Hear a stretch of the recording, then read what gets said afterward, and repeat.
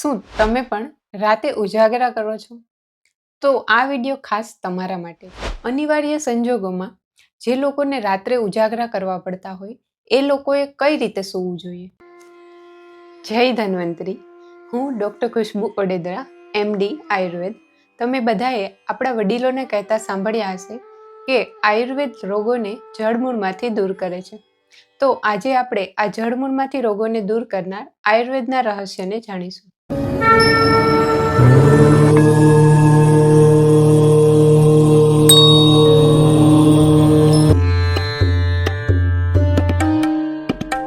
શું તમે પણ રાતે ઉજાગરા કરો છો? તો આ વિડિયો ખાસ તમારા માટે છે. આજકાલ રાત પાડીની નોકરી, મુસાફરી, રાત્રે મોડે સુધી ચાલતા કાર્યક્રમો, પાર્ટીઓ, લગ્ન પ્રસંગ, ઉત્સવ, મીટિંગ વગેરે અને કંઈ પણ ન હોય તો મોબાઈલમાં રીલ્સ જોવાથી રાત પર જાગવાની ટેવ પડી ગઈ છે. આયુર્વેદ પ્રમાણે રાત્રે જાગવાથી શરીરમાં રૂક્ષતા એટલે કે ડ્રાયનેસ વધે છે. આ ડ્રાયનેસ વાયુનો ગુણ હોવાથી વાત દોષ વધે છે, જેના કારણે શરીરમાં 80 પ્રકારના વાયુના રોગો થાય છે, જેમાં અનેક પ્રકારના દુખાવા, ગેસ, આફરો ચડવો, લકવા, ક્ષય, શ્વાસ, ઉધરસ થવી, કબજિયાત, આંખના રોગો, નીંદર ન આવવી કે અશક્તિ જેવા ઘણા બધા શરીરના રોગો થાય છે.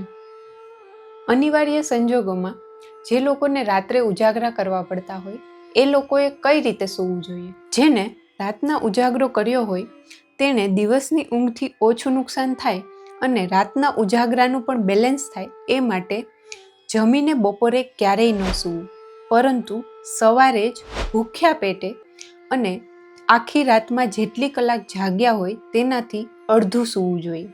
એટલે કે જો તમે આખી રાતમાં 6 કલાકનો ઉજાગરો છે તો સવારે ભૂખ્યા પેટે 3 કલાક સૂવું જોઈએ. આપણે હંમેશા પહેલાં આપણા શરીરનો વિચાર કરવો જોઈએ. કોઈ પણ જાતનું મનોરંજન, દેખાદેખી કે શોખના કારણે રાતના ઉજાગરા ક્યારેય ન કરવા જોઈએ. આયુર્વેદમાં રાતની નીંદરને પ્રયત્નપૂર્વક રોકવાનું બિલકુલ મનાઈ કરેલી છે. જો આ રાતની નીંદરને તમે પ્રયત્નપૂર્વક રોકશો તો ઘણા બધા રોગો થઈ શકે છે.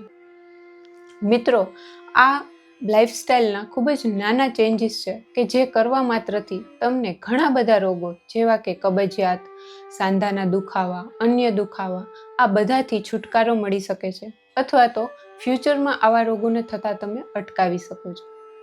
તો આવી જ રીતે આયુર્વેદના રહસ્યોને જાણવા માટે આ ચેનલને ફોલો કે સબસ્ક્રાઈબ અવશ્ય કરો.